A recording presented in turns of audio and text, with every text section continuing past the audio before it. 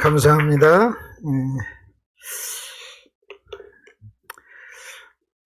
오늘 이 오후 시간에 여러분하고 같이 할 이 공부가요, 어마어마한 주제입니다. 막 이 주제를 생각하면 막 가슴이 벌렁벌렁거리고 그래서 오늘 듣는 여러분은 정말 복 받으신 겁니다. 그냥 바로 여러분 그냥 시작을 하도록 하겠습니다. 내용이 참, 제가 이렇게 한과 하는 데는 이제 보통 다른 데 가서 이렇게 길게 한 2시간씩 해야 되는 내용들이에요. 근데 그래서 좀 점심시간이니까 좀 짧게 한번 압축해가지고 한번 해보겠습니다. 지난 토요일 날은 제가 40분 설교를 했어요. 예, 김덕신 목사도 40분도 한다 하는 걸 보여줬던 그런, 이것도 한번 해보자고요. 여러분이 기독교를 이해하려면 성경에서 말하는 죽음의 의미를 여러분이 아셔야 됩니다. 그러니까 여러분 성경에서 복음을 얘기할 때 고린도전서에 이래요. 예수님께서 우리를 위하여 죽으시고 사흘 만에 살아나셨다 한 게 죽음과 부활을 얘기하거든요. 그래서 성경이 말하는 죽음과 부활을 여러분이 이해를 해야 복음을 이해한 거예요. 근데 이제 부활은 이제 따로 한번 얘기해야 되니까 그 부분은 제껴놓고 우선 오늘 죽음에 대한 얘기를 한번 해봅시다. 성경을 보면 여러 가지 모습, 형태의 죽음이 나와요.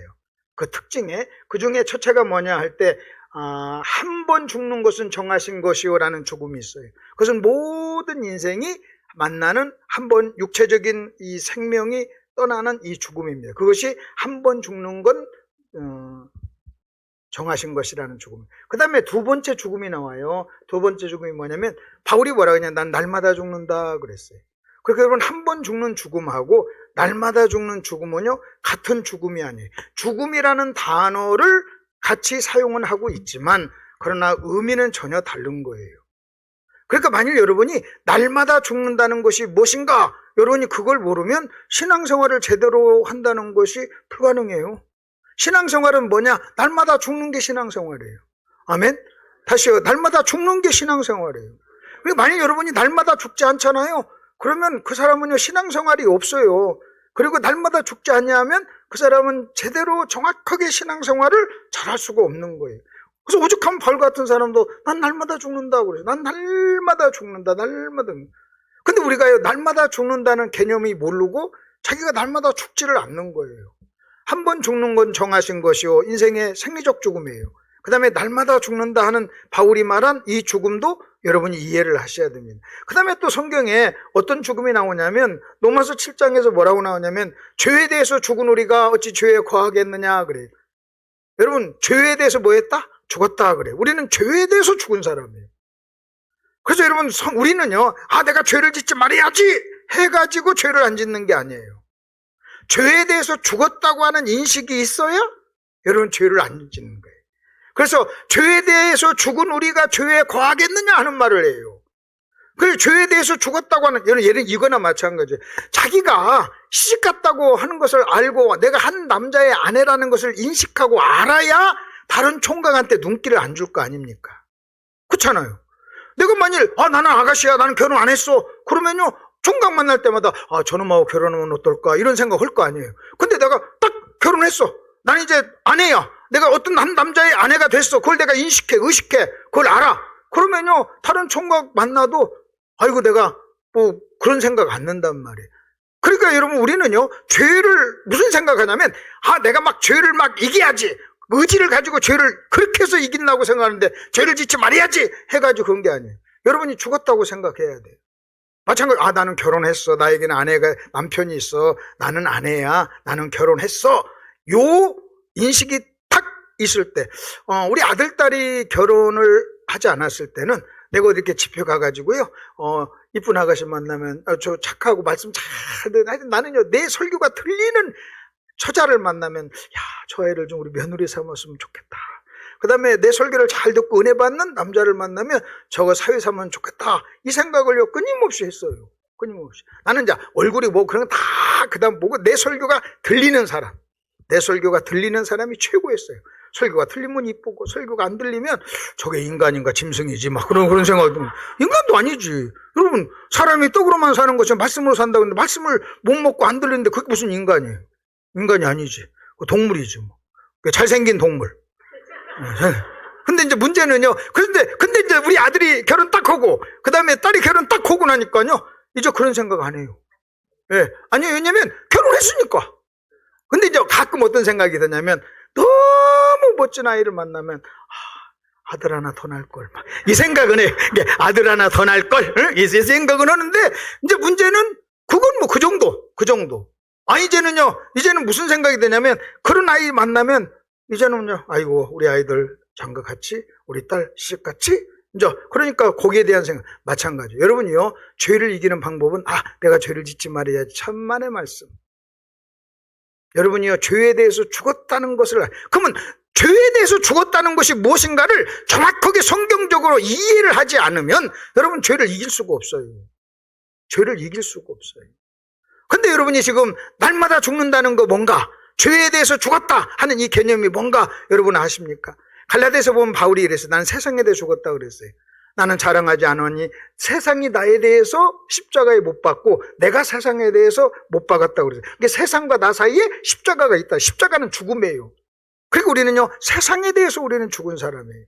성경은요, 그래서 여러분이 세상에 대해서 죽었다는 걸 알아야 세상을 사랑하지 않는 거예요. 세상을 사랑.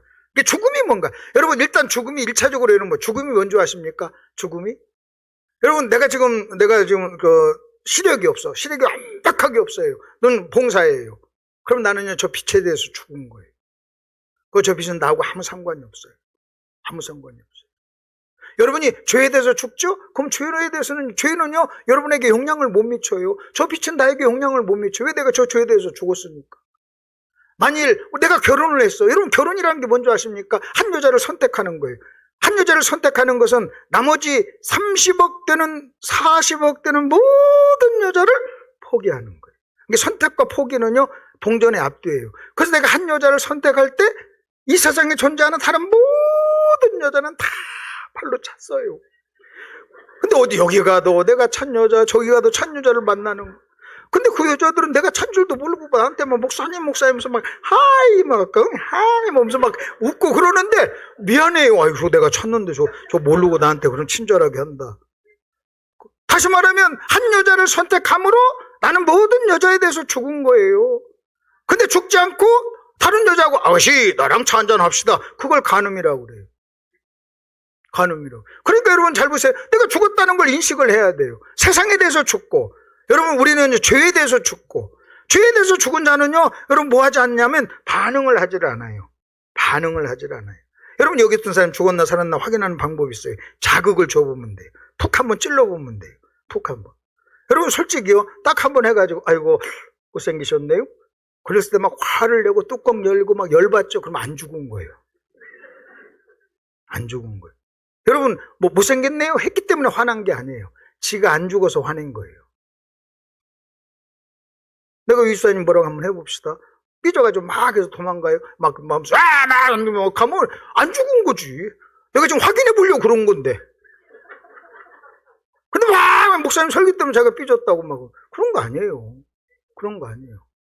그러니까 실제 이 죽었다라고 하는 개념이 뭔가를 여러분이 이해를 하셔야 돼요. 날마다 한 번 죄에 대해서 세상에 대해서 죽었다. 그 다음에 또 하나 죽음이 나오는데 그게 뭔지 아십니까? 거기 보십시오. 로마서에 보면 이렇게 나와요. 그가 백사나 되어 자기 몸이 죽은 것 같음을 알고도 그래요. 여러분 백사가 되어서 죽은 것 같음을 알고도 하는 이 죽음은 뭔지 아세요? 모세가 여러분 아브라함이 자기 아내가 나이가 많았어. 그것을 뭐라고 하냐면 죽었다고 얘기하는 거예요. 여기서 말하는 죽음은요 아이를 낳을 수 있는 능력에 대해서 능력이 없는 걸 죽음이라고 그래요. 여러분 제가 이렇게 설교할 때 여러분이 아멘 않는 것이 제 설교에 대해서 죽은 거예요. 죽은 거. 지금 여기 지금 자기 아내가 있는데 나이가 너무 많아가지고 이제는 경수가 끊어졌어. 이제 아이를 낳을 수 없어. 그걸 바울은 뭐라고 얘기했냐면 죽은 것 같음을 죽었다 그래요. 그때 그걸 뭐라고 하냐면 능력이에요. 여러분이 집에 차가 있어. 근데 운전을 못해. 그럼 여러분은요 차에 대해서 죽은 거예요. 그때 그건요 능력이 없는 거예요. 능력이 없는 거.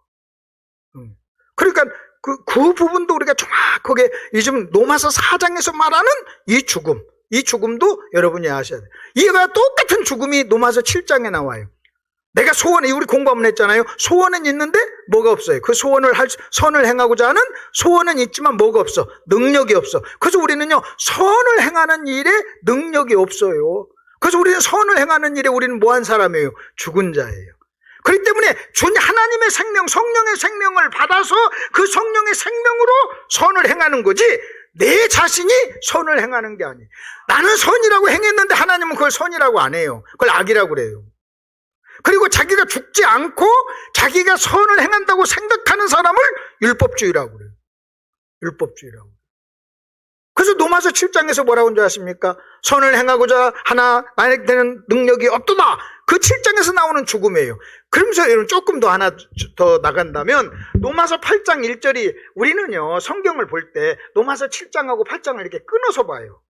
근데 성경은 끊지 않아요. 로마서 8장 1절의 시작이 뭔지 아십니까? 그러므로 그래. 그러므로 그리스도 예수 안에 있는 우리는 정죄함이 없다 그래. 그러면 로마서 7장과 8장을 연결해 주는 게 그러므로라는 접속사예요. 우리가 그러므로는 뭐냐? 앞의 내용이 뒤의 내용의 원인과 근거와 이유가 될 때 쓰는 접속사라고 그랬어요. 그러면 로마서 8장을 우리가 설명하려면 반드시 로마서 7장을 가지고 설명을 해야 돼요. 왜? 앞의 내용이 뒤의 내용의 원인, 근거, 이유가 되기 때문에 이것을 이유로 삼아서 이걸 설명해야 되잖아요. 근데 로마서 8장 이후에 뭐라고 나오냐? 육신의 생각은 이란 말이 나와요. 육신의 생각은, 그 다음에 육신을 따르는 사람, 육신적인 사람이라. 그럼 누가 육신적인 사람인 줄 아십니까?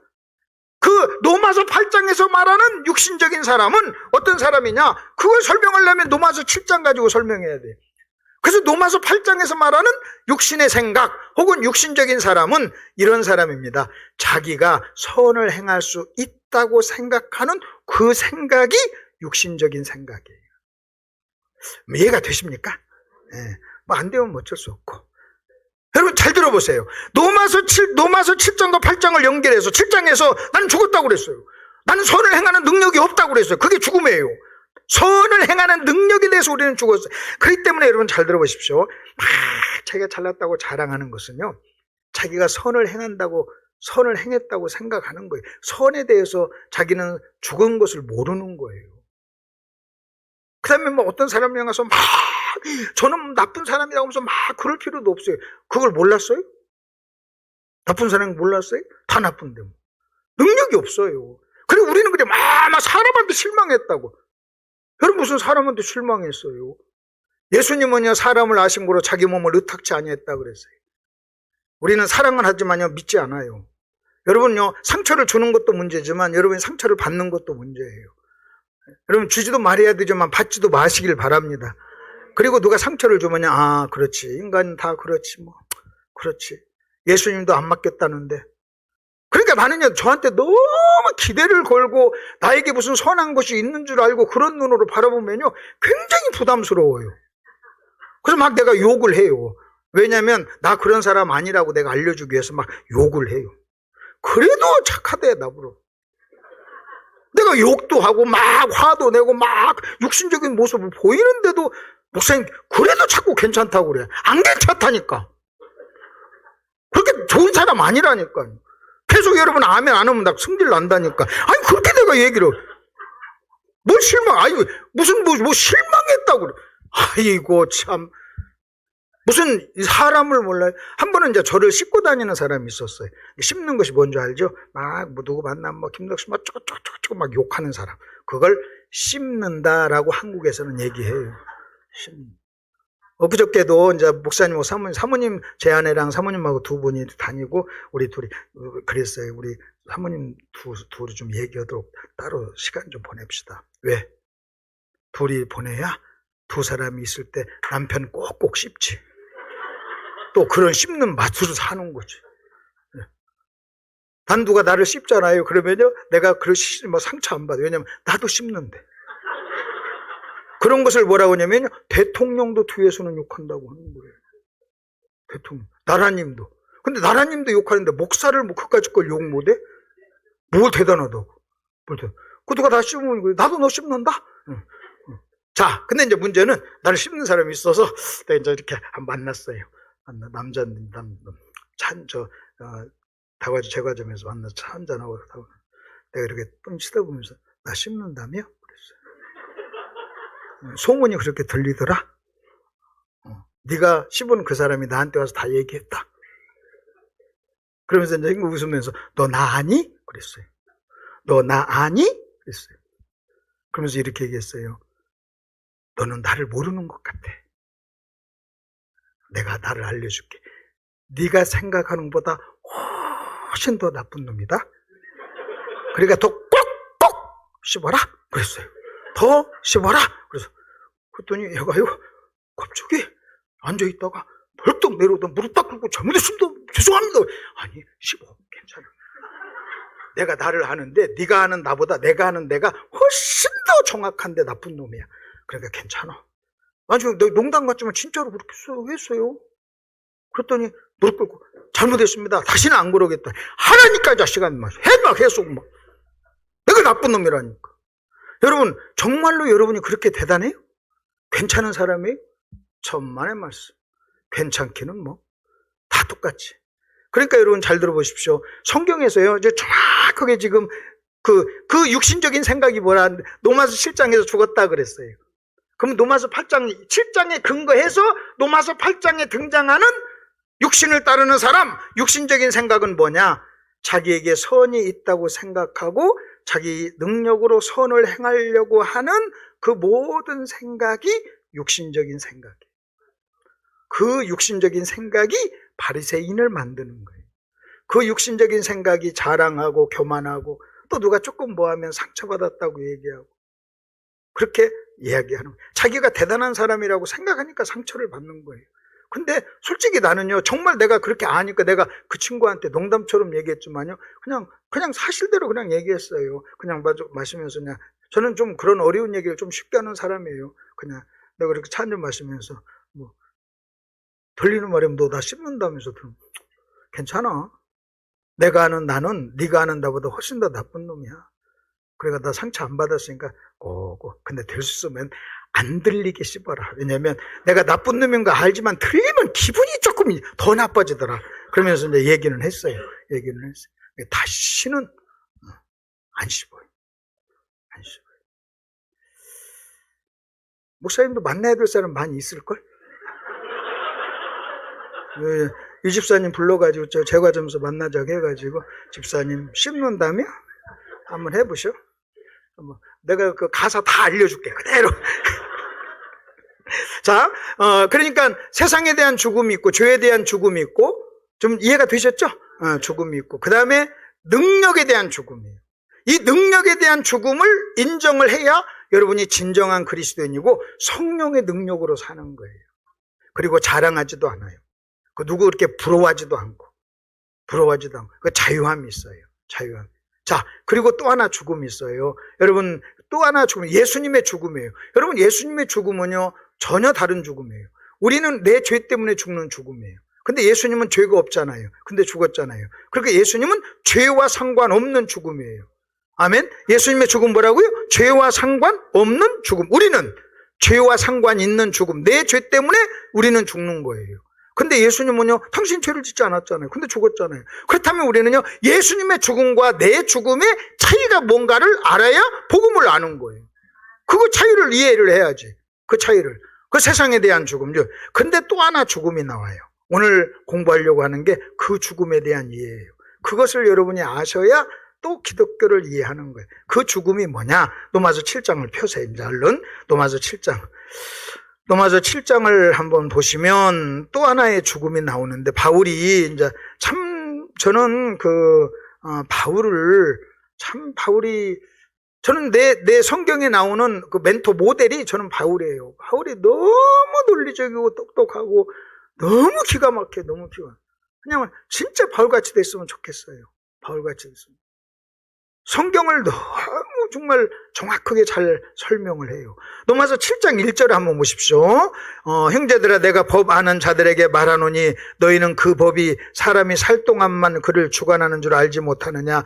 그러면서 2절에 남편이 있는 여인이 하고 남편 얘기를 합니다. 여기서 이 얘기를 하는 거예요. 어떤 한 여인이 있어요. 여인이 있는데 이 여자가 남편이 있어요. 남편이 있는데 다른 남자를 만나면 간음이에요. 근데 남편이 죽었어요. 그러면요, 이제는요, 다른 남자 만나도 간음이 아니에요. 그 얘기를 합니다. 이건 그 당시 사람들, 우리도 그거 다 아는 거잖아요. 여러분, 남편이 있는데 다른 남자 만나면 여러분 간음이고 죄지만, 그 남편이 죽었어요. 남편이 죽었으면요, 이제는 그 남편으로부터 자유해요. 그렇기 때문에 이제는 다른 남자 만나서 결혼해도 되고 연애해도 괜찮아요.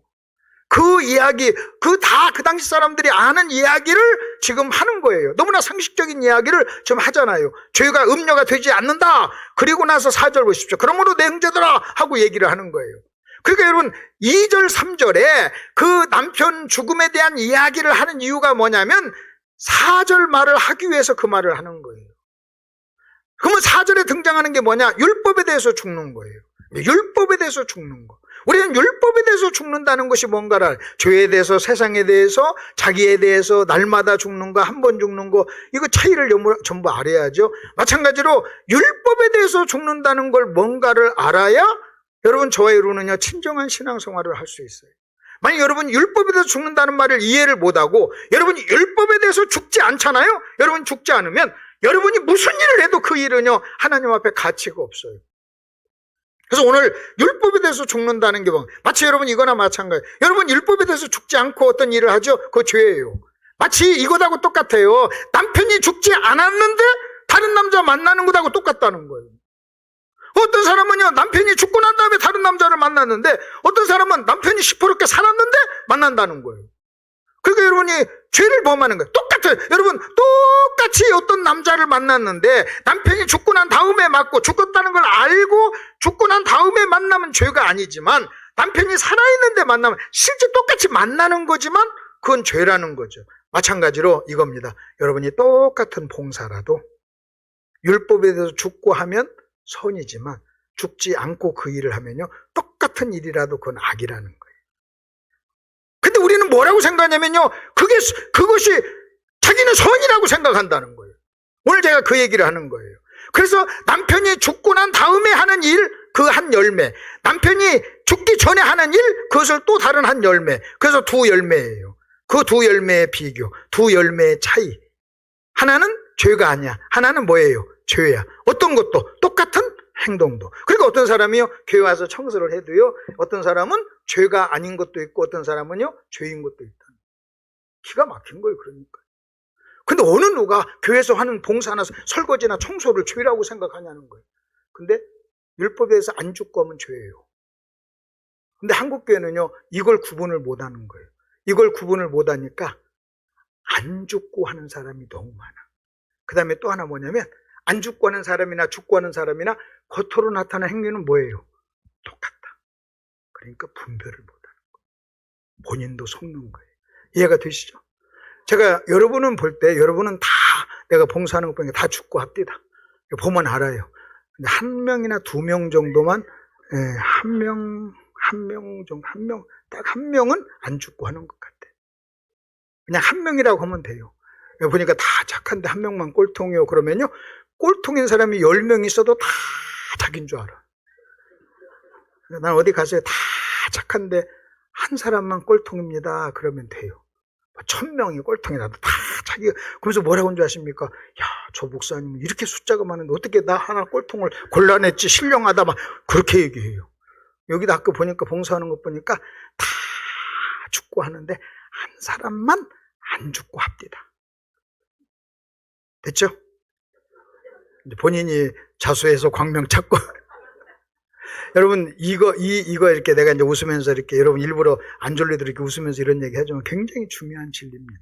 그래서 두 열매, 죽고 하는 거, 안 죽고 하는 거. 아멘. 죄냐, 의냐. 어떤 행동이라도 같은 행동. 그러면 어차피 똑같이 봉사하고 똑같이 설거지하고 똑같이 청소할 거예요. 죽고 해야 상이 되죠. 여러분 죽고 하면 상이 되지만 안 죽고 하면요 오히려 그것 때문에 여러분의 신앙이 무너지고 망가져요. 그래서 어떤 교회든 가보면요 교회를 힘들게 하는 사람 다 봉사하고 일하는 사람이에요. 가만히 일 않는 사람. 지난주에 온 새신자가 교회를 어렵게 합니까? 그런 거 없어요. 그러니까 실제 이 부분을 그러면 왜 그러냐? 한국 교회에서는요 그냥 목표를 교회를 키우는 것을 목표라고 생각하다 보니까 이쪽으로 하든 죽고 하든 안 죽고 하든 일만 해라 이렇게 해가지고 막 하다 보니까 그걸 정확하게 구분을 안 시키는 거예요.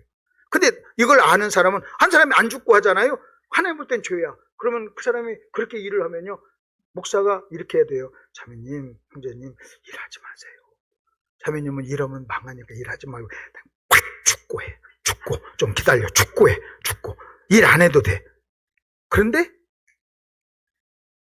이 사람한테 자꾸 일을 시키는 거예요. 왜? 사역을 일이라고 생각하니까. 여러분, 일은 사역이 아니에요. 일은요, 사역의 도구예요. 일은 뭐냐? 주님을 닮아가는데 도구예요. 그래서 가장 안 좋은 게, 어떤 사람은요, 이 일을 봉사를 하면서 주님을 닮아가는 사람이 있는가 하면, 어떤 사람은 일을 하면서 오히려 사람이 더 망가져요. 그래서 일은 우리를 주님 닮게도 하고 망가뜨리기도 하는 거예요. 안 죽고 하면 망가져요. 안 죽고 하면 교만하고 자랑하고, 안 죽고 하면 삐져요. 여러분, 일하는 사람은 삐지는 거예요. 근데 죽고 하면 괜찮아요. 죽고 여러분 일을 계속 하잖아요. 그러면요, 일할 때마다 죽는 연습을 하는 거잖아요. 그러니까 좋은 거예요. 그래서 우리가 그 부분을 잘 이해하셨으면 좋겠습니다. 네. 자, 그리고 이제 우리 한번 또 보십시다. 이제 4절을 여러분 교환을 여러분 보세요. 1번 했습니다. 1번 하고 이제 2번 한번 보시죠. 2번. 로마서 7장 4절과 5절에 등장하는 7절, 지금 2절에 3절에서 그 남편 얘기를 합니다. 남편 얘기를 하면서, 남편 얘기를 한 이유가 뭐냐? 율법에 대해서 죽는다는 것이 뭔가를 설명하기 위해서 남편 죽는 얘기를 하는 거예요. 죽은 남편 얘기를 하는 거예요. 그렇다면 여러분 4절을 한번 보세요. 여러분 4절 보시면서 그 교환을 한번 보세요. 4절. 그러므로 내 형제들아, 너희도 그리스도의 몸으로 말미암아 뭐라고 그랬어요? 율법에 대해서 죽임을 당하였으니, 이는 다르니 곧 죽은 자 가운데서 살아나신 이에게 가서 우리가 하나님을 위하여 열매 맺게 하려 함이라. 거기다 줄 좀 치세요. 하나님을 위한 열매. 그 열매라는 말을 한번 치세요. 열매. 그리고 하나님을 위한 열매. 그게 4절의 열매예요. 그게 7장 4절의 열매. 4절에 등장하는 열매. 그렇게 4절에 등장하는 열매는 어떤 열매냐? 율법에 대해서 죽은 사람이 맺히는 열매. 4절은 어떤 사람이냐? 남편이 죽고 난 다음에 남자친구를 만나는 거예요. 이해가 되셨어요? 남편이 죽고 난 다음에 남자친구를 만나는 것.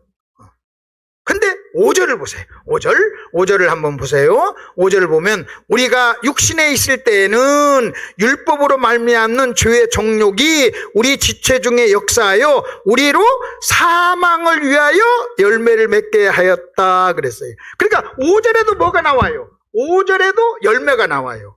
그러니까 4절에도 열매가 나오고 5절에도 열매가 나와요. 근데 4절의 열매는 어떤 열매냐? 하나님을 위한 열매. 그러면 5절의 열매는 뭐라고 그래요? 사망을 위한 열매예요. 뭐라고요? 그러니까 4절의 열매는 어떤 단어와 연관이 있어요? 하나님. 그러면 5절의 열매는 어떤 단어와 연관이 있어요? 사망. 근데 여러분 또 하나 하세요. 성경에서 사망이라는 단어는 죄와 연관된 단어예요. 죄의 싹은 사망이요 그랬잖아요. 육신의 생각은 사망이요 그랬잖아요. 그러니까 여러분 똑같은 열매라 할지라도 4절과 5절 똑같이 열매라는 표현을 하는데, 4절의 열매는 하나님을 위한 열매라면 5절의 열매는 사망, 죄와 연관된 열매예요. 그럼 이것을 좀 다른 표현으로 얘기하면 4절이 하나님을 위한 열매라면 5절의 열매는 뭔지 아십니까? 자기를 위한 열매예요. 그래서 5절의 열매를 맺는 사람이 뭘 하겠어요? 자랑을 해요. 그리고 5절의 열매를 맺으면 뭐 해달라고 그래요? 알아달라고 그래요. 왜? 알아달라는 소리 들으려고 했기 때문에. 근데 문제는요, 4절이나 5절이나 똑같이 다 뭐로 표현해요? 열매. 여러분 이해가 되십니까? 이거 지금 가장 쉽게 정리하는 거예요. 최고로 쉽게. 근데 겉으로 나타나는 행위가 4절과 5절이 똑같은 행위일 수 있는데, 그냥 다른 말로 얘기하면 4절은 하나님을 위해서 하는 것이고 5절은 누굴 위해서? 자기를 위해서. 그래서 이것을 가리켜서 뭐냐면요, 거기 여러분 1번의 마지막 구절 한번 보세요. 1번의 마지막 구절. 그가 모든 사람을 대신하여 죽으심은 살아있는 자들로 하여금 다시는 그들 자신을 위하여 살지 않고 오직 그들을 대신하여 죽었다가 살아나신 이를 위하여 살게 하려 함이라. 그래서 이 세상에는요, 두 종류밖에 없어요. 복음이 뭔지 아십니까? 자기를 위해 살던 사람이 하나님을 위해 사는 사람으로 달라지는 거예요. 그러면 자기를 위해 살던 사람이 하나님을 위해 사는 사람으로 달라지는데 중간에 뭐가 있느냐? 죽음이 있어요. 그래서 자기가 죽은 사람만이 하나님을 위해 사는 거예요. 안 죽은 사람은 자기를 위해 사는 거예요. 그러니까 여러분 4절은 하나님을 위하여, 5절은 자기를 위하여. 그 자기를 위한 열매를 사망을 위한 열매라고 그래요. 그래서 여러분이요 5절에 일을 한 줄 아십니까? 주님은 일을 하고 봉사를 하는데도요 고통스러워요. 마음이 힘들어요. 우리가 그렇게 4절에 5절의 열매를 맺는 것을 뭐라고 하냐면 시험 들었다 그래요. 일을 하면서 시험 들어요. 그러니까 이걸 구분을 잘 못하다 보니까, 근데 이제 그러면 5절의 열매가 맨 사람이 무슨 인간적으로 나쁜 사람은 그렇지 않아요. 몰라서 그러는 거예요. 4절과 5절을 몰라서 그러는 거예요. 구분을 못해서 그러는 거예요. 솔직히 교회 나오는 사람은요 다 열심히 신앙생활을 하려고 나오는 거예요. 근데 그걸 모르니까, 자기도 그걸 모르고 그 5절로 4절에서 이 5절의 열매를 맺으니까 그렇게 고통스러운 거예요. 고통스러운 거예요. 어떻게 보면 인간적으로는 참 안 돼요. 안 됐어요. 그리고 착해요. 무지한 사람이에요. 그래서 뭘 해야 되느냐? 도와줘야 돼요. 형제님, 지금 형제님 5절이야. 그러니까 그냥 딱 한 가지만 바꾸면 돼. 그냥 4절로. 그냥 똑같이 그대로 하는데 내가 죽었다는 것만 인식하면 돼. 죽어야 돼. 안 죽으면 안 돼. 죽어야 돼. 죽기만 하면 되는 거야. 4절이야. 근데 왜 안 죽고 하니까 5절이잖아. 그러니까 본인도 일하면서 힘든 거예요. 여러분, 주의 일하면서 힘들면 안 돼요. 그 사망이 불행인데, 고통인데 어떻게 주의 일하는데 기쁨을 잃어버리면 되냐는 거예요. 주의 일. 그래서 여러분이 주의 일하다가 기쁨을 잃어버리면 대뜸 이렇게 생각하면, 내가 지금 몇 절 때문에 그렇다? 5절 때문에 그렇다. 몇 절로 넘어가면 돼요? 4절로 넘어가요. 그렇게 5절에서 4절로 넘어가는 것을 회개라고 그래요. 그러면 4절에 있다가 자기도 모르게 5절로 삐끗하고 넘어가는 걸. 그러면 여러분 5절에서 4절로 넘어갈 수 있다면 4절에서 5절로 넘어갈 수 있겠죠? 그렇죠? 여러분 영원한 4번도 없고 영원한 5번도 없어요. 그 영원히 있는 건 해병대만 있는 거예요.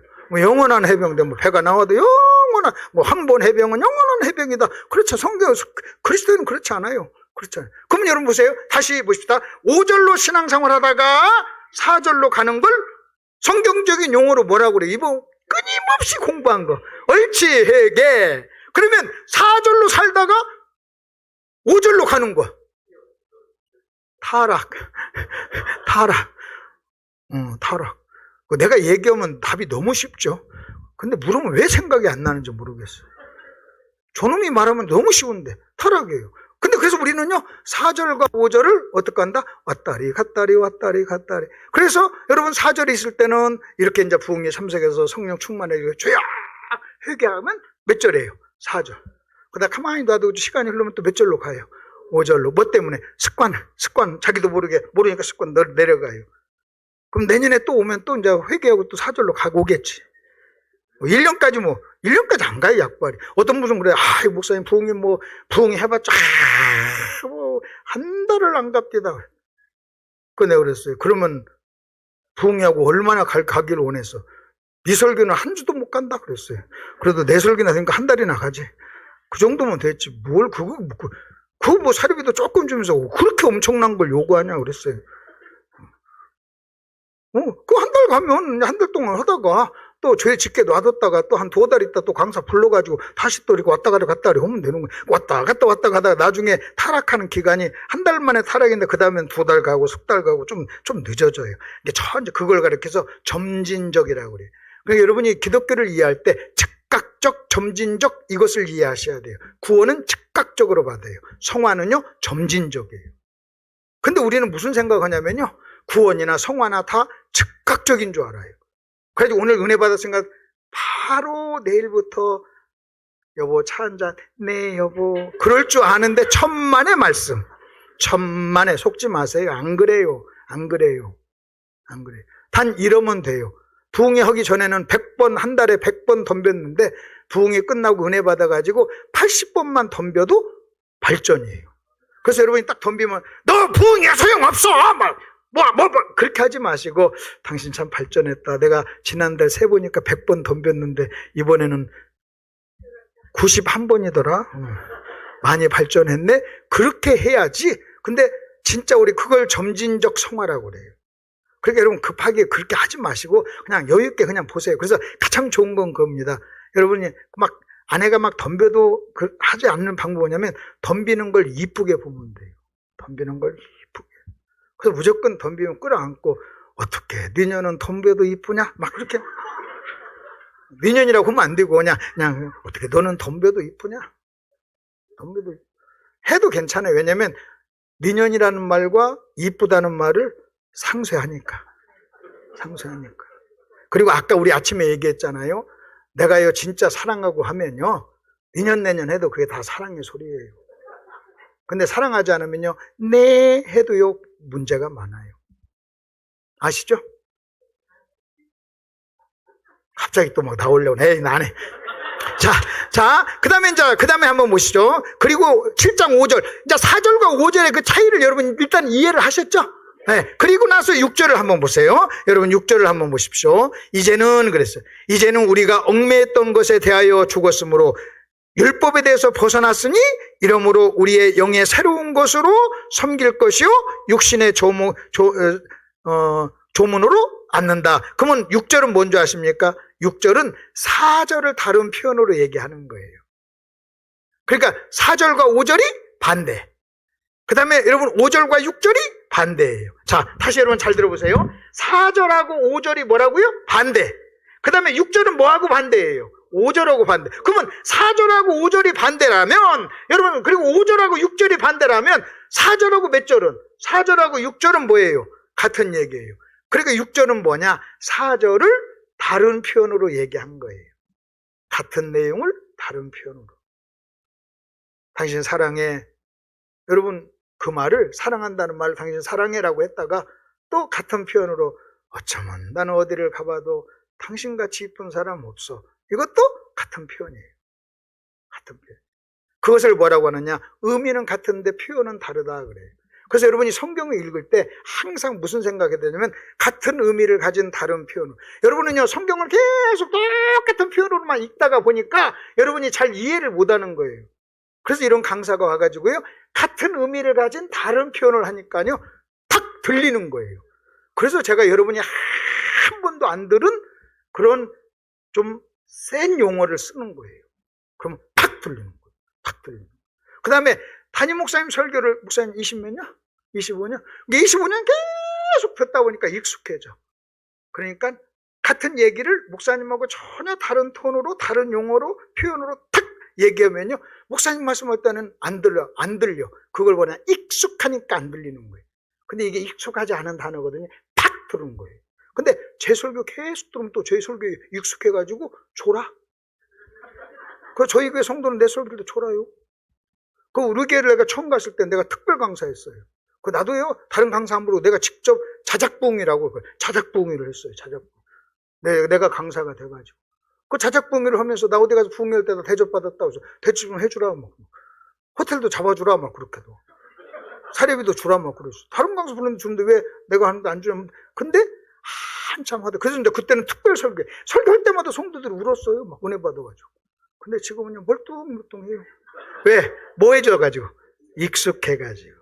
그래서요 익숙한 것이 무서운 거예요. 익숙하면 맘먹어요. 익숙하면 안 들려. 익숙하면. 그래서 여러분이요 너무 여러분이 수준이 높으니까 익숙한 표현을 제가 안 하고 밑바닥 표현을 자꾸 써보는 거예요. 들리라고. 그러면 여러분요 아련히 옛날에 썼던 여러분이 썼던 그 용어와 표현을 다시 듣다 보니까 탁 들리는 거예요. 옛날 다 부부싸움 할 때 2년이나 전년 하면서 싸웠잖아요. 그러니까 탁 들리는 거예요. 전혀 뭐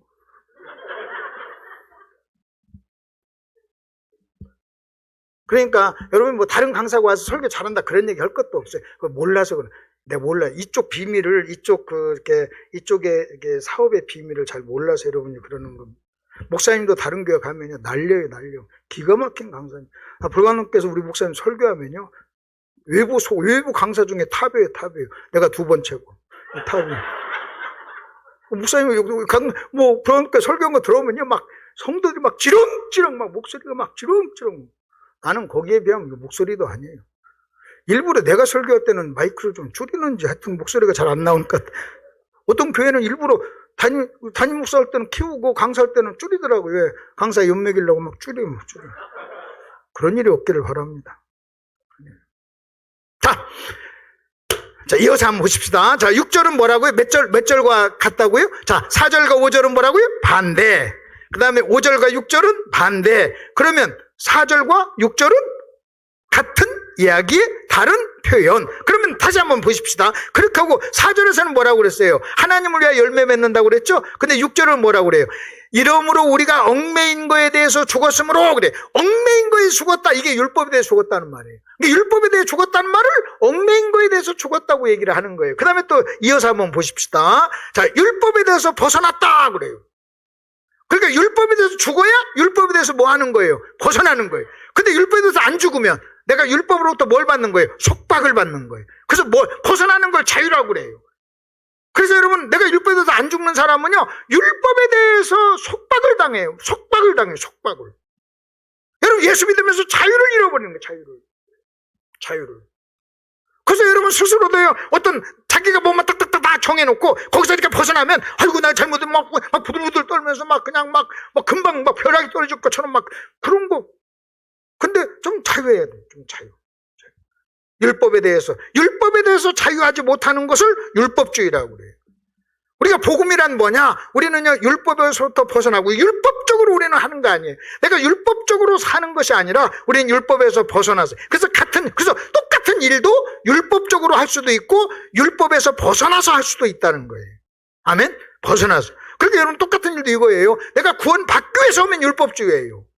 그러나 구원받았기 때문에 하면요, 여러분 그건 율법주의가 아니에요. 그리고 내가 하는 행위가 여러분 구원을 조건이 돼서는 안 된다는 거죠. 자, 그 다음에 이어서 또 한번 보시죠. 이렇게 또 얘기합니다. 우리 영의 새로운 것으로 섬길 것이니 그래서 우리 영, 그래서 성령이 나와요. 그래서 여러분 보십시오. 4절의 열매는요, 성령으로 맺히는 열매예요. 성령이 등장해요. 새로운 영으로 섬길 것이요. 그래. 그래서 여러분 이겁니다. 여러분이 봉사할 때 성령으로 하자는 거예요. 성령으로 하자는 거예요. 그럼 여러분 이겁니다. 내가 어떤 일을 할 때 내 힘으로 하면 5절이에요. 누구의 힘으로 하면? 성령의 힘으로 하면 4절, 6절이에요. 그러니까 여러분 잘 들어보십시오. 지금 두 열매인데 4절과 5절을 결정짓는 것은 뭐냐? 일이 아니에요. 일이. 무슨 일을 했느냐? 그 일이 아니에요. 누구의 능력으로 했느냐? 그거예요. 내 능력으로 하면 5절. 성령의 능력으로 하면 4절. 아멘? 그리고 성령의 능력으로 하면 누구를 위한 일? 하나님을. 내 능력으로 하면 자기를 위한 일이 되는 거예요. 그래서 나 자신을 위해서 하잖아요. 그러면요, 사망이 되는 거예요. 여러분 보십시다. 제가 나 자신을 위해서 하잖아요. 그러면요, 여러분이 저를 어떻게 대하고 내가 한 일에 대해서 어떻게 대접하는가, 거기에 대해서 내가 시험도 들고 기쁘고 자랑도 하고 고통도 있고 막 그럴 거예요. 근데 내가 하나님을 위해 성령으로 하잖아요. 그러면요, 나는요, 본질적으로 하나님이 나를 보상해 준다고 믿는 거예요. 여러분이 안 주면요, 이렇게 되면, 아유, 하나님이 갚아주겠지. 뭐. 하나님이 갚아주겠지. 그것도 시험도 그게 뭐 있어요. 그래서 나는 많이 안 주면요, 이래요. 저금했다. 그래요. 저금했다. 성공. 그러면 여러분, 뭐 안 줘도 되겠네? 안 줘도 돼요. 그러면 아까 이거 하기 전에 하지 왜 끝나고 난 다음에 합니까? 아니, 나도 머리가 있는데 끝나고 나서 해야지. 하기 전에 하면 여러분 헌금 안 할 거니까. 아이, 그럴 줄 알았으면 좀 덜 할 걸. 내가 설교 끝나고 헌금했으면요, 더 많이 하라고 했을 거예요. 그런 거, 이런 거 안 해, 이런 거. 난 목사님이 그렇게 하니까 내가 뭐 하지만 내가 들을 때 우리 강사님을 위해서 헌금하겠습니다. 그것도요, 내가 듣는데, 좀 그래요. 여러분이 교회가 재정이 많으면 이 헌금 안 오고 교회 넘치는 재정으로 딱 해가지고 끊어서 줬겠지. 그러니까 지금 재정이 어려우니까 지금 이런 거 하는 거 아니에요? 정직하게? 집사님, 그렇죠? 누가 재정 벌려? 방만지종. 재정이 넉넉하지 못하니까 이런 거잖아. 뻔하죠, 뭐. 이런 장사를 뭐 하루 이틀 해? 나중에 넘치면 여러분 은혜 받아서 김 목사님께 주려면 개인적으로 갖다가 봉투 갖다가 개인적으로 주머니에 넣어주세요. 그러면 될 걸 뭐. 근데 이게 뭐가 문제예요? 여러분, 난 목사님이 이렇게 자유롭게 이렇게 한다는 것도 난 너무 좋아해요. 또 여러분이 거기에 대해서 시험 안 드는 것도 너무 좋고. 나도 마찬가지예요. 그러니까 4절이냐 5절이냐 무슨 일을 하든 여러분 헌금을 하든 봉사를 하든 뭐 하든 4절이냐 5절이냐 이것은요. 그 어떤 사람은 주의 일을 5절로 하잖아요. 이 사람은요. 교회를 나오고 신앙생활을 하니까 더 고통스러운 거예요. 고통스러워. 그럼 교회를 안 나와요? 아니에요. 교회를 안 나오는 게 아니에요. 그냥 4절로 하자는 거예요. 6절. 그럼 4절과 5절을 결정짓는 뭐라고요? 성령. 제가 나중에 혹시 내가 한 번은 꼭 오려고 그래요. 우리 목사님 은퇴하기 전에 한 번은 오려고 그래요.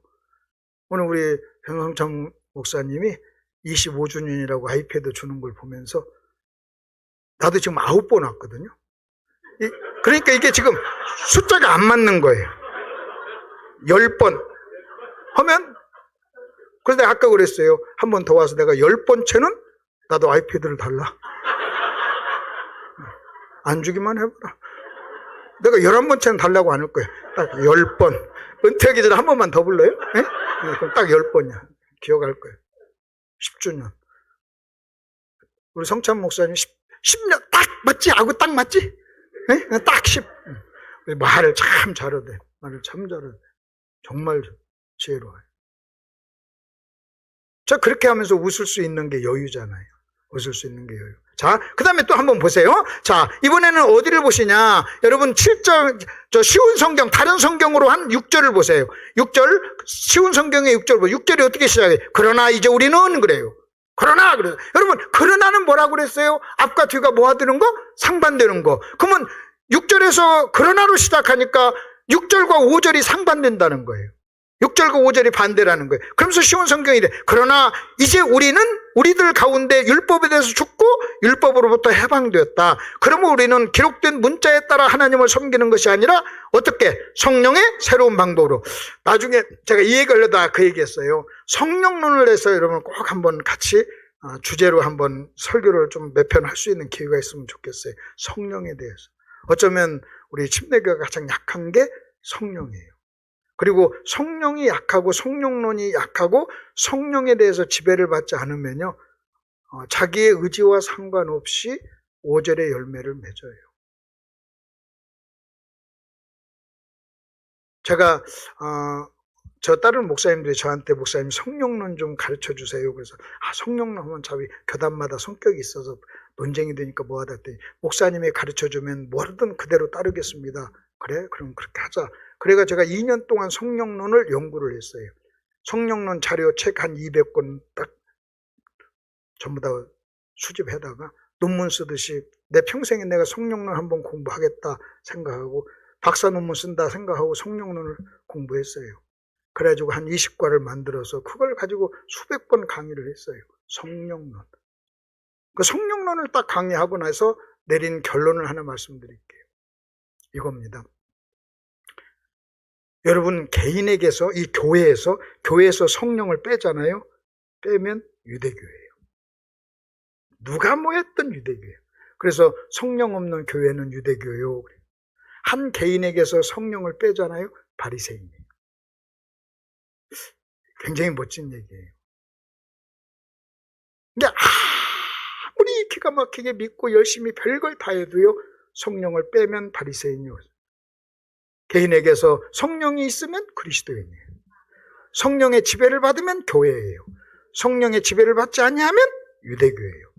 유대교와 기독교하고 다를 게 뭐가 있어요? 그래서 바울은 빌립보 3장에서 성령으로 행하지 않는 사람을 개라고 그래요. 개들을 삼가고 빌립보 3장 2절에 개들을 조심하라 그래요. 바울은 빌립보서를 쓰다 보니까요. 빌립보 성도 중에 개가 있었던 거예요. 영적으로 개가. 이 개는요. 여러분이 집에서 키우는 그게 아니에요. 보신탕용 개 아니에요. 그냥 어떤 사람을 개라고 표현한 거예요. 그 내가 어느 교회 가서 물어봤어요. 내가 그 교회 제목을 개들을 삼가라. 그래. 제목을 잡고 설교 제목을 잡고 이 빌립보 3장 2절에 말하는 이 개가 어떤 개입니까? 1번 먹는 개, 2번 내가 키우는 개, 3번 어떤 사람. 몇 번이에요?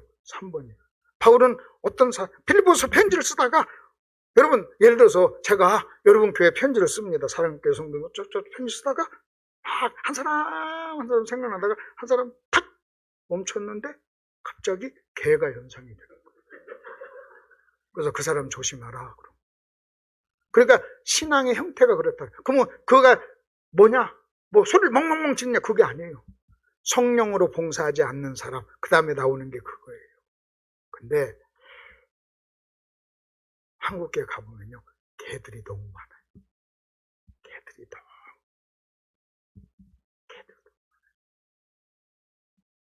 근데 이제 재밌는 것은요, 개가 강아지고 조그만할 때는 이쁘고 귀여우니까 날 물지도 않으니까 그냥 이쁘다 하다 이게 좀 더 커지잖아요. 성견이 되면 물어요.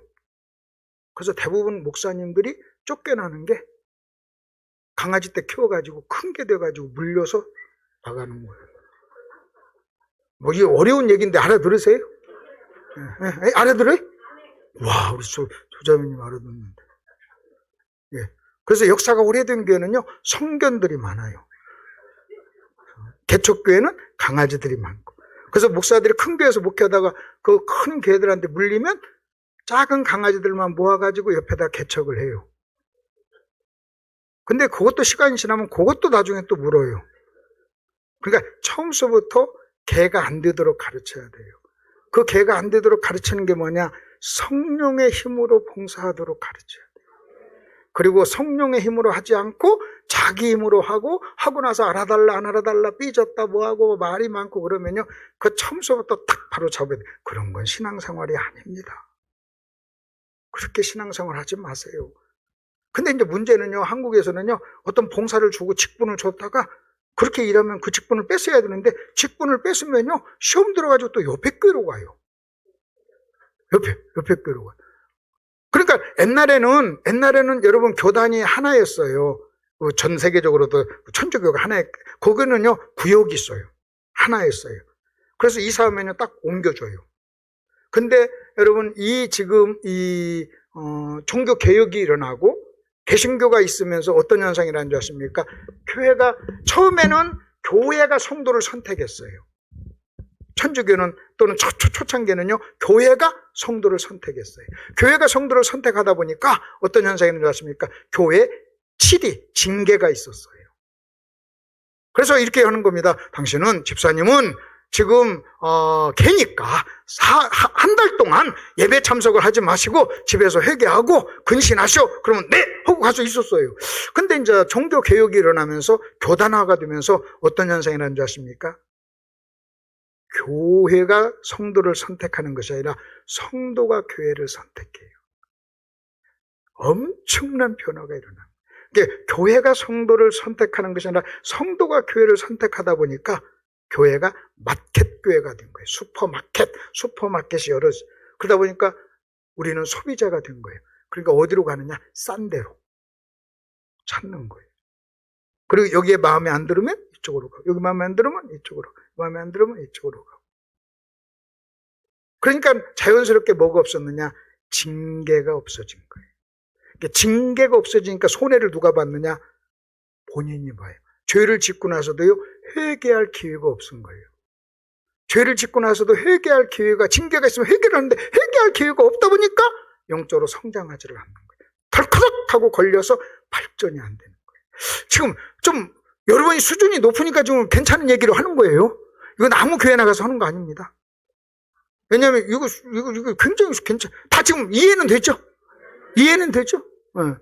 그러니까 어떤 교회는요, 자꾸 문턱을 낮춰요. 아무나 오게.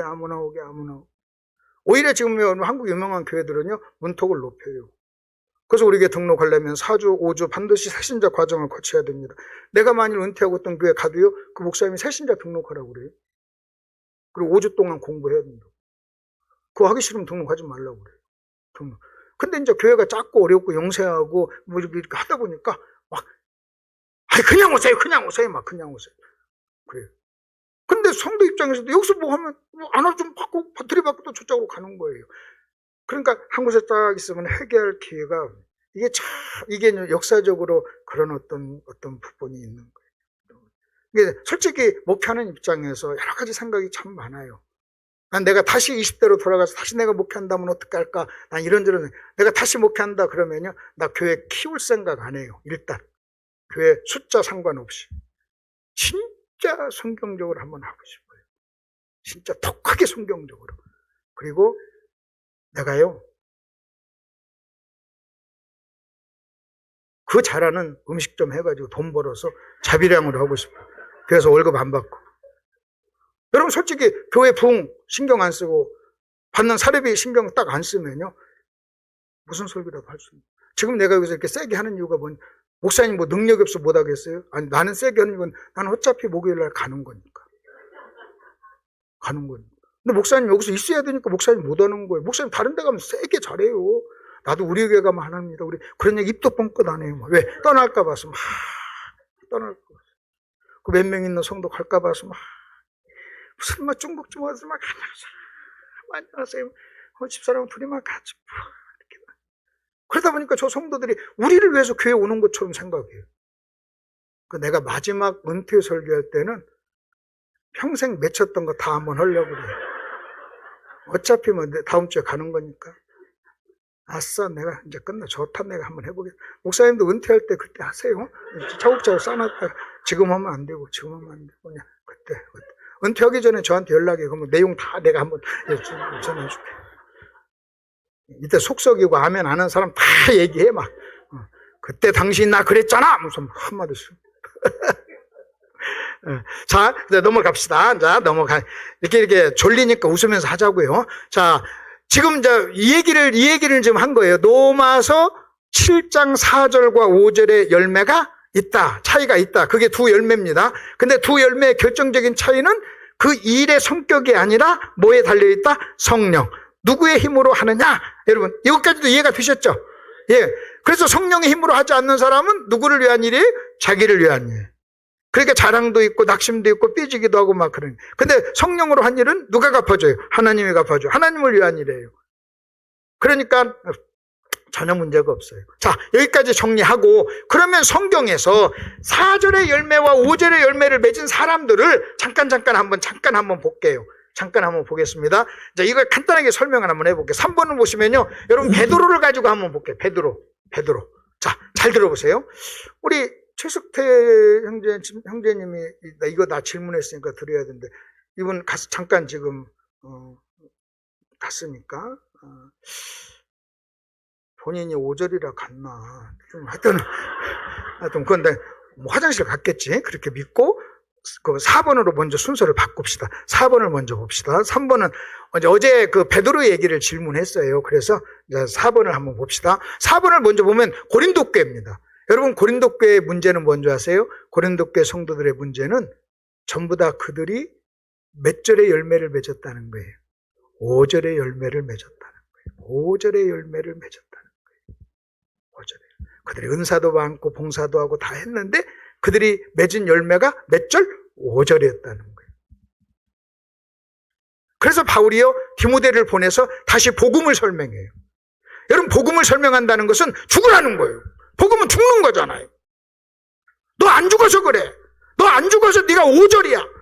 너 4절의 열매를 맺어야 된다. 이게 5절이야. 하고 그래서 여러분 결국 모든 교회에 일어나는 모든 문제는 모양이 여러 모양으로 나타나도요. 여러분 결국 무슨 문제냐? 여러분 4절이 아니라 5절을 맺기 때문에. 저는요 가끔요. 내가 가끔 좀 심한 얘기도 한 번씩 해봐요. 다른 교회 가서 집회할 때 심한 얘기를. 왜냐하면 진짜 죽었는가 안 죽었는가 죽은 척하는가를 한번 보려고. 한번 여러분 죽었는가 안 죽었는가 확인하는 방법은요. 자극을 줘보면 돼. 막 한번 흔들어 보면 돼요. 그럼 죽은 척하면서 죽은 척하는 사람이 있으면 흔들면서도 죽은 척. 그러면 가장 좋은 것은요. 한번 푹 찔러보면 되는 거예요. 그냥 푹 찔러보면 돼요. 막 칼로 푹 찔러보면 돼요. 아프면 소리 지르면 안 죽은 거예요. 그리고 욕하면 돼요. 죽은 사람한테 더럽게 못생겼네. 벌떡 일어나면 사는 거예요. 근데 그 말 듣고도 가만히 있으면 죽었나 봐. 죽었네. 여러분 다른 사람이 여러분에게 하는 평가가 뭐가 그리 중요합니까? 다른 사람이 나한테 말 한마디 하는 게 뭐가 그리 중요해. 그것 가지고 시험 들 정도로 이렇게. 여러분 그 사람이 나한테 그렇게 심한 말 했으면 그 사람이 말한 잘못도 있죠. 실수한 거 맞아요. 그러나 내가 안 죽었기 때문에 그렇게 반응하는 거예요. 내가 진짜 죽었으면요 그렇게 반응 안 해요. 그렇게 반응 안 해요. 그러니까 고린도 교회도. 자 이번에는 갈라디아서를 한번 봅시다. 갈라디아서도 뭐냐? 여러분 갈라디아 교회는요 어떤 교회인 줄 아십니까? 갈라디아서를 정확하게 이해하는 게 갈라디아서 3장 3절이에요. 거기 보십시오. 4번에 갈라디아서 두 번째 중간 구절. 너희가 이같이 어리석으냐? 뭐로 시작했다가? 성령으로 시작했다가 뭐로 마치겠느냐? 육신으로. 그러니까 여러분 갈라디아 교회는 어떤 교회인 줄 아십니까? 4절을 맺었다가 5절로 간 거예요. 아멘? 다시 몇 절로? 4절의 열매를 맺었다가 몇 절로? 5절로 간 거예요. 왜 5절로 간 줄 아십니까? 저 좀 보세요. 왜 4절로 섬기다가 5절로 간 줄 아십니까? 바울이 떠나고 거짓 교사가 온 거예요. 그래서 변질된 복음을 전하는 거예요. 그래서 설교가 변질되고 설교가 복음적이지 않으면 그 설교를 듣는 사람들이 5절의 열매를 맺어요. 여러분, 이 갈라디아 교회는요, 처음에 바울이 복음을 전할 때는 그들이 눈이라도 빼주려고 그랬어요. 몇 절의 열매를 맺을 때? 4절일 때. 4절일 때는요, 눈이라도 빼주려고 그랬어요. 근데 여러분, 그들이 5절이 됐어요. 왜 5절이 됐어요? 변질된 설교를 들었어요. 그래서 여러분, 설교가요, 그렇게 중요한 거예요. 여러분 목사님이요, 아무나 강사를 못 부르는 게 그거예요. 내가 한번 강사님 한번 추천을 해줬어요. 저 오라고 하길래 나는 좀 바쁘니까, 아니 바쁜 게 있지만 그 사람은 간다니까 그 사람을 세우셨더니 목사님이 그러시더라고요. 친구지만 헤어진 지 몇십 년 됐는데 어떤 설교를 어떻게 하는지 모르니까 못 부르겠다고. 손님으로 와서 접대도 하고 뉴욕 구경도 시켜주고 밥은 사줄 수 있지만 강대상은 못 만들겠다. 왜? 설교 한 편 들으면요 헷가닥하고 여러분이 달라질 수 있어요. 갈라디아 교회 그랬잖아요. 근데 목사님들이 진실하신 분이라고 그랬어요. 진실한 분. 정말로. 정말. 그렇게 목사님 정확하게 그 분별력을 가지고 계신 거예요. 분별력을. 그래서 어제도 교제하는데 아유 그때 아유 그 친구 좀 그렇게 하지 그랬어. 그러면 그런 사람은 좀 이제 자기들이 원해서 온다고 하니까 강사비 조금 줘도 괜찮아요. 저는요 여러분 오락에서 왔으니까 많이 줘야 돼요. 근데 뭘로 나 같은 강사를 부릅니까? 오는 강사 부르면 지가 비행기 타고 오는 사람 불러가지고 세워놓으면 훨씬 좋지. 이런 헌금 안 해도 되고. 근데 목사님이 정직하게 나한테 그래요. 알 수가 없다. 사적으로는 만나면 좋은데 무슨 내용을 전해. 그러니까 설교 한 편이요 그렇게 중요한 거예요. 지금 이거 이해가셔야 돼요. 요걸. 그 여러분 목사님이 여러분의 영적인 상태에 대해서 굉장히 예민하게 책임을 지고 이야기를 하는 거예요. 솔직히 목사님 나보다 2살 많은 형님인데 나 데려오려면 나한테 사정해야 돼요. 내가 목사님한테 나 불러주세요 할 것 같아요? 나 내일 모레 쉬는데 나 밖에 하나도 안 나가. 나 집에서 위에서 잠만 잘 거예요. 나 여기 오자마자 9년 전에 왔을 때 나 이미 뉴욕 구경 다 했어요. 나이아가라도 2번이나 갔다 오고. 갈 데가 어디 있어요? 갈 데가. 그건 이제 뭐 그런 거 없어요. 내일 모레 안 모일 것 같으면 나 월요일날 내일 표 사가지고 가는 건데 내가 공항에 내가 알아봤어요. 표 바꿀 수 있는가. 나는 그냥 계속해서 수요일까지 올라가서 하려고 왔는데 이제 목사님이 좀 그래서 그럼 내가 여기서 많이 왜 신사 주고 있어. 그냥 월요일날 갈까. 그래. 이제 설교 안 하고 밥 얻어먹는 것도 눈치 보는 것 같고 막 굉장히 힘들어요.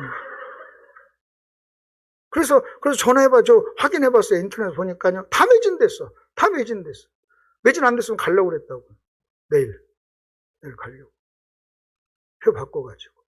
근데 여러분 잘 보십시오. 목사님이요. 그거 다 생각을 하는 거예요. 나보러 그래요. 그 설교를 들어보면 이제 30년 전에는 참 좋은 친구였는데 어떻게 달라졌을지 모르니까. 이미 막 올렸는데 설교를 이상한 설교하면 설교 중간에 끊을 수도 없잖아요. 끊을 수도 없잖아요. 그러니까 그 정도로 설교가 중요한 겁니다. 그래서 갈라디아 교회는요, 거짓 교사들이 바울이 떠난 다음에 거짓 교사들이 딱 와서 변질된 설교를 하니까 바울이 그들을 설교하고 성령의 인도를 받을 때는 바울을 위해서 뭘 빼주려고 그랬어요? 눈이라도 빼줘. 근데 눈 못 빼줬어요. 빼줄 마음은 있었어. 의지도 있었고. 근데 왜 못 빼준지 아십니까? 그 당시에는 의술이 발달하지 않아서 눈 이식 수술을 할 수가 없었어요. 2000년에 무슨 눈 이식 수술을 합니까? 근데 지금은 여러분이 빼주겠다는 의지만 있으면 할 수 있어요. 왜 이식 수술을 할 수 있어요? 근데 지금은 의지가 없는 거예요. 빼주겠다는 사람이 없는 거예요. 근데 눈을 빼주겠다는 사람들이 눈을라도 빼주려고 했던 사람들이요. 나중에요. 그들이 거짓 설교 딱 듣고 5절로 딱 돌아서니까 어떤 현상이 일어난지 아십니까? 바울의 눈을 뽑으려고 했어요. 자기 눈을 빼주려고 했던 사람이 이제는 바울의 눈을 그게 싸우는 거예요. 서로 물고 뜯고 싸우고. 오죽하면 사도 바울이요. 다른 데서는 하지 않았던 말을 갈라디아에서 자기의 사도권을 변호해요. 내가 사도야. 왜? 그들이요 네가 진짜 목사나 하고 덤빈 거예요. 그 전에는 그들이 성령으로 충만할 때는요 그냥 뭐 기가 막혔어요. 그래서 우리가 이 갈라디아서를 통해서 우리가 배울 수 있는 게 이거예요. 여러분이 지금 4절이라고 영원한 4절이 아니다. 관리를 잘못하면 몇 절로 갈 수 있다? 5절로 갈 수 있어요. 5절로. 누구든지. 또 내가 4절에서 5절 간다면 5절에서 또 4절 간다고 아까 말씀드렸잖아요. 그 갈라디아서를 쓰는 이유가 뭔지 아십니까? 4절에 했던 이놈들이 5절이 되니까 이제는 5절은 이 사람들을 몇 절로 바꾸려고 4절로 바꾸려고 편지를 써서 보낸 거예요. 그게 사역이었던 거예요. 근데 너무 힘들어요. 이쪽에서 이쪽으로 간 사람을 다시 이쪽으로 돌려온다는 게 너무 힘들어서 바울이 뭐라고 하는지 아십니까? 그걸 해산의 수고라고 그래요. 내가 다시 해산의 수고를 다시 가르치겠다. 근데 어떻게 하면 되는 줄 아십니까?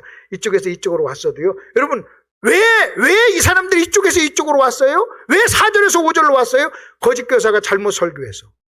그러면 이쪽에서 이쪽으로 가는 방법이 뭐예요? 진짜 목사가 진짜 설교하면 이쪽으로 오는 거예요. 아멘? 아니 잘못된 교사가 잘못 가르쳐서 이쪽에서 이쪽으로 왔으면 이쪽에서 잘 가르치면 다시 이쪽으로 오는 거예요. 잘 가르쳐서 뭐 하면? 회개하면 이쪽으로 오는 거예요. 근데 바울이 뭐라고 하냐면요. 솔직히 그거 힘들어 그래요. 해산해서. 여러분 여기서 갔던 분들이 다시 돌아온다는 게 어렵잖아요. 밥 잡수러는 오더라고. 행사 때는 오지만 예배 때는. 여러분 그렇게 많이 이렇게 하다가 내가 잘못을 고백하고 하나님 내가 잘못했습니다. 목사님 내가 회개합니다. 하고 탁 온다면 멋지죠. 여러분 간 사람 다 오고 싶죠. 다 왔으면 좋겠잖아요. 근데 쉽지가 않아요. 만만치가 않아요. 올 수 있는 방법 간단해요. 목사님의 가르침을 받으면 와요. 가르침을 받으면. 근데 쉽지가 않아요. 쉽지가 않아요. 갈라디아서. 이제는 이제 3번. 우리 책임짐 때문에 다시 4번은 넘어간 거야. 이제 3번. 왜? 막 5절 뚜껑 열려가지고 나간 건 아니죠? 그러면 됐어. 아니 나는 뭐 갑자기 나가길래 아유. 설교 중에 갑자기 나는 이렇게 설교 중에 5절의 열매를 갑자기 맺는 사람을 본 적이 없어가지고 그러니까 설교 잘못하면요 4절에 또 5절도 되는 거예요. 그거 시험 들었다 그래요. 나 시험 막 줬다가 하면서 막 나가는 사람도 있어요. 근데 그런 경우는 뭐 거의 그냥 수원에 있는 저희 교회 같은 교회는 하나씩 나오고 여러분같이 경계는. 자 3번은 다시 돌아오세요. 3번은 돌아오면 바울이 갈라디아서를 씁니다.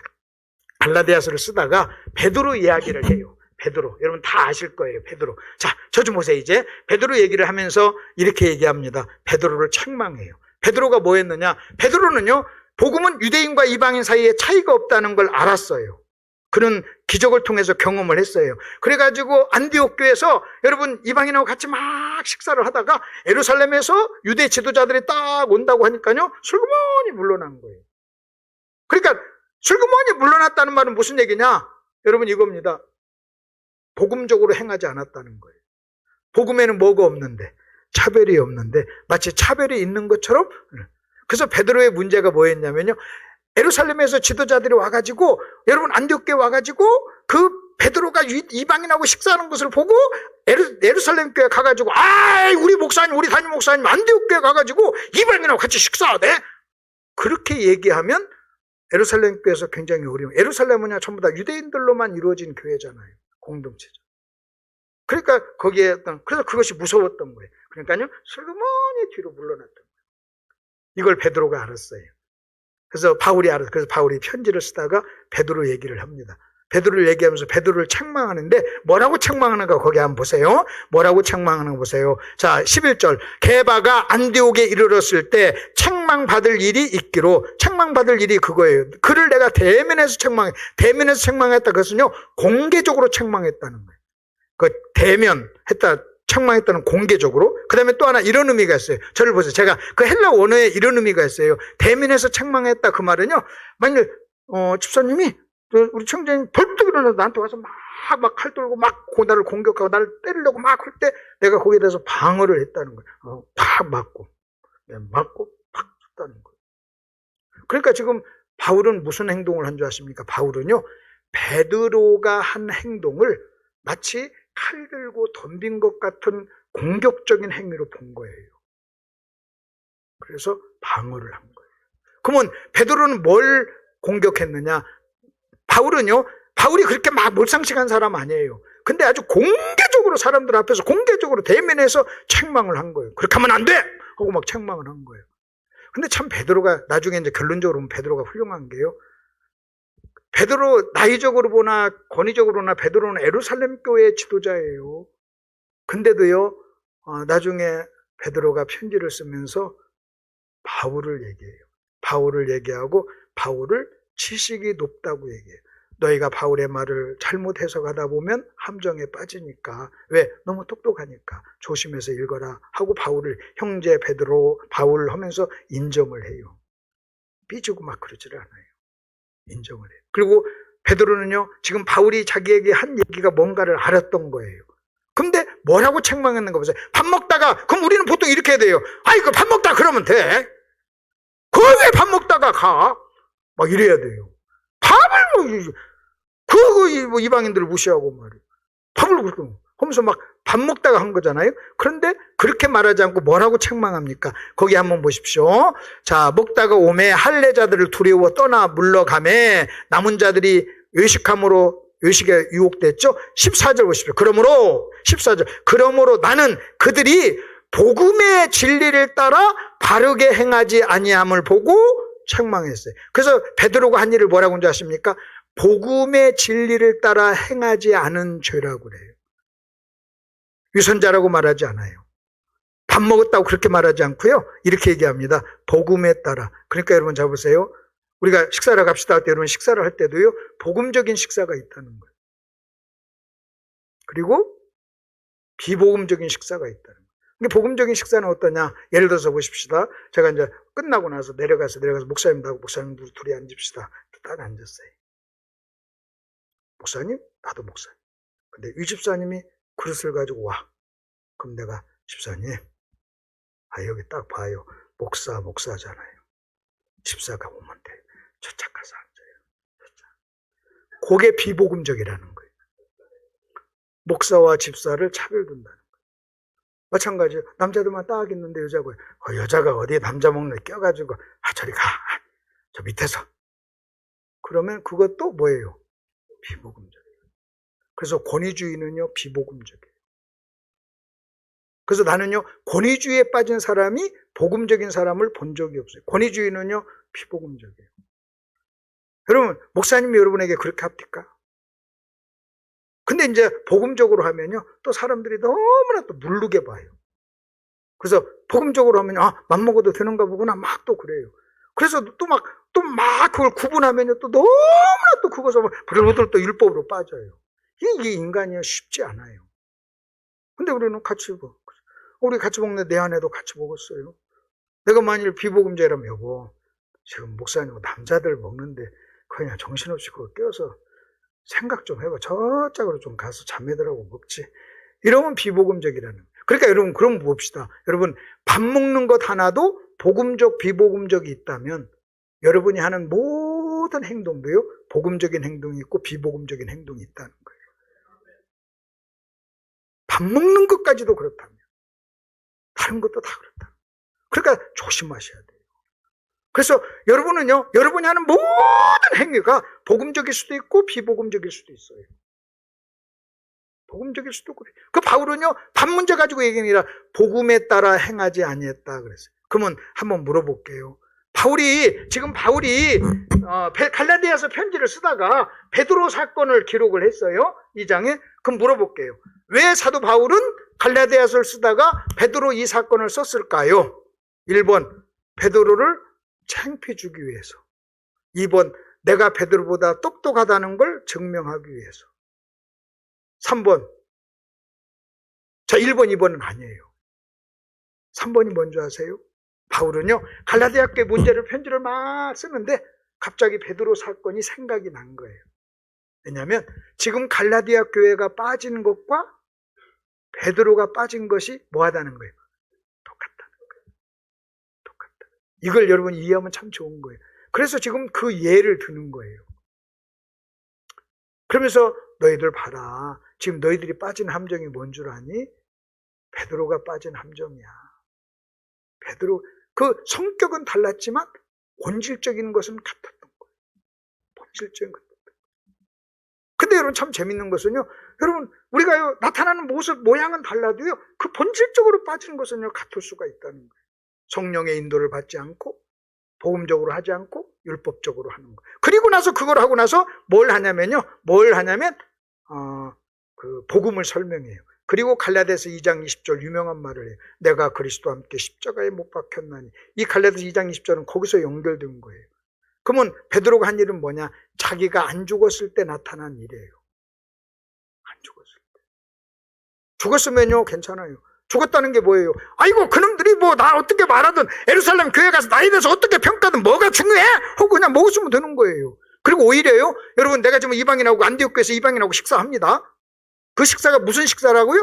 복음적 식사. 뭐라고요? 시작. 복음적 식사예요. 복음적 식사예요. 지금 복음을 지금 실천하고 있고 복음을 삶 속에 적용하고 있는 거예요. 이방인하고 같이 유대인으로서 식사를 하는 거예요. 근데 그 예루살렘의 유대 지도자들이 왔어요? 만일 베드로가 담대하고 바울처럼 내가 복음을 위해서 목숨 걸겠다고 여러분 작정하고 그런 강력한 확신이 있는 사람 같으면요, 여러분 딱 내려왔을 때 그거 보여주고 오히려 그걸 기회 삼아서 복음을 전했을 거예요. 그 예루살렘 그 바리새인 그 예루살렘 유대주의자들이 막 와서 아이 바울 선생 여기서 뭐 하고 있는 거야? 이방인하고 식사하다니. 그러면 딱 무슨 소리야 임마. 자식아 임마 복음 안에 무슨 이방인 유대인이 있었나. 그거 딱 전할 텐데 그 전할 기회를 놓친 거예요. 그래서 베드로는요 바울만큼 복음에 확신이 없었던 거예요. 그리고 알고 경험했지만 바울처럼 목숨을 걸지는 못했어요. 바울은요 복음에 목숨을 건져요. 그러니까 하나님이 그게 베드로의 한계예요. 베드로는 거기까지 쓴 거예요. 거기까지. 그리고 바울을 쓴 거예요. 이해가 되십니까? 이해가 되세요? 저는요 나는 내가 이 복음에 내가 목숨 걸고 싶어요. 목숨을 걸고. 여러분 교회는 너무나 복음적이고 좋은 교회니까 괜찮아요. 근데 제가 한국 교회 가서 말씀을 전하는 그런 교회들은요 그렇지 않아요. 다른 교단에. 그러면 제가 여러분하고 똑같은 설교를 해요. 똑같이. 그들은요 충격 엄청 받아요. 엄청 받아요. 충격. 엄청 받아요. 그 제가 손가락이 있고 그러니까 그냥 가서 막 전해요. 여기보다 더 세게 전합니다. 더 세게 막. 여러분은 그렇게 세게 전할 거 여러분 잘 아니까. 근데 그거 하면 더 세게 전해요. 그럼 그들이 막 충격을 받아가지고요 평생 한 번도 못 들은 소리라고 하면서 막 충격을 받아요. 그리고 돌아와요. 돌아오는 사람도 있지만 대적하는 사람도 있어요. 그 다시는 안 부르는 사람도 있어요. 안 부르면 어때요? 뭐 그 얘기하는 거죠. 그 지금 이 부분 두 열매. 자 이제 정리하십시다. 자 우리가 하는 모든 행동이 뭘로 갈라진다? 둘로 갈라져요.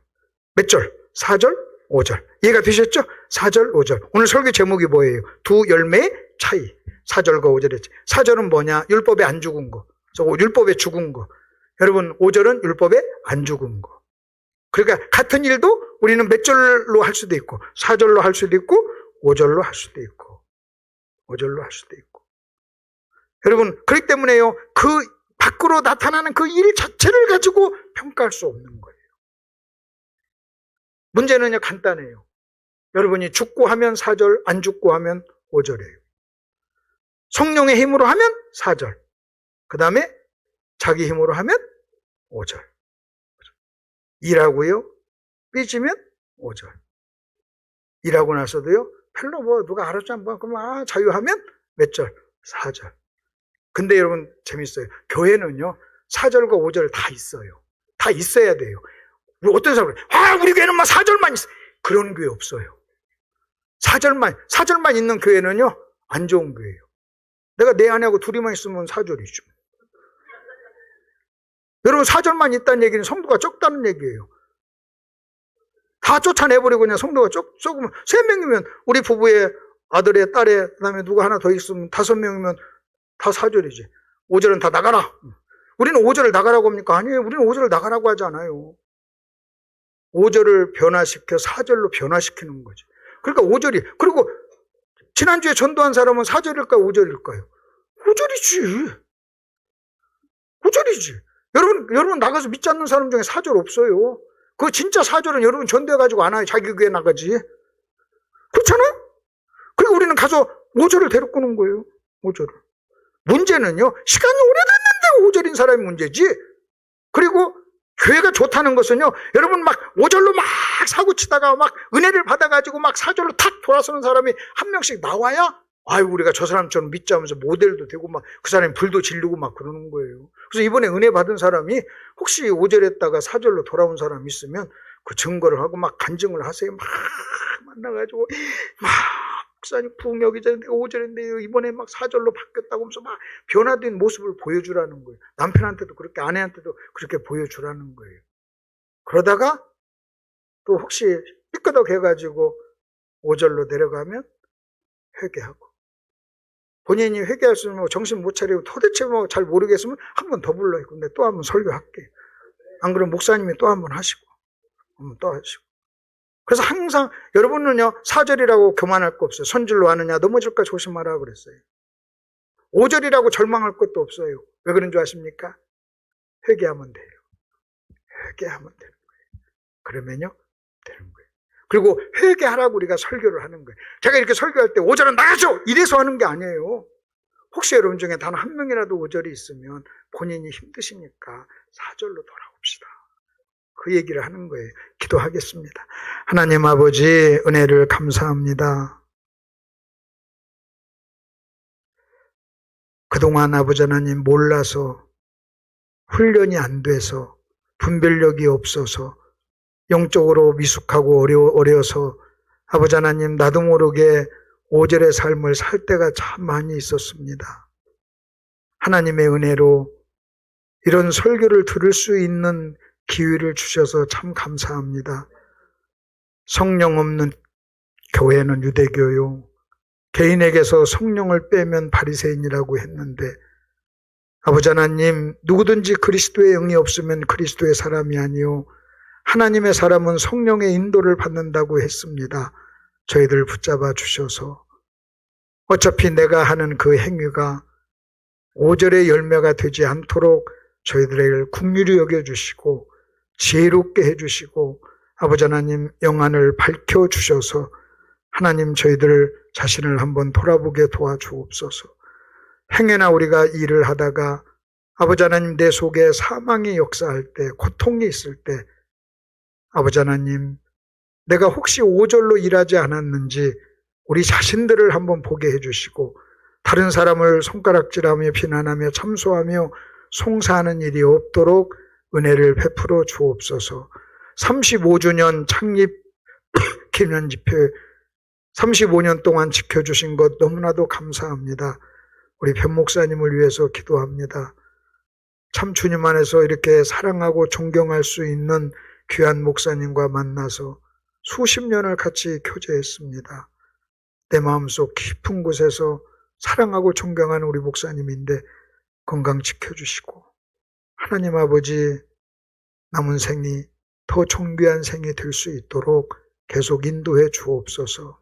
다시 한번 기도하오니 우리 주님 목사님 건강도 지켜주시고 피로도 채워주시고 아버지 하나님 두 자녀 사역하시는 동안에 성령님 함께 해주시고 좋은 사람들 좋은 동력자들 많이 만날 수 있도록 축복해 주옵소서. 우리 귀한 집사님들을 위해서 기도합니다. 사랑하는 성도님들을 위해서 기도합니다. 종이 9번이나 왔습니다. 아버지 하나님 변변치 않은 설교인데도 달게 들어주고 좋은 반응을 해줘서 너무너무 감사합니다. 저들의 생을 축복해 주시고 사업처를 번성케 해주시며 자녀들을 주님 인도해 주시옵소서. 아버지 하나님 우리가 4절의 열매를 맺기를 원합니다. 순간순간 나도 모르는 사이에 5절로 내려간다 할지라도 낙심하지 않게 해주시고 회개하고 다시 4절로 돌아오는 그런 영적인 회복력을 우리에게 허락하여 주옵소서. 예수님 이름으로 기도하옵나이다. 아멘.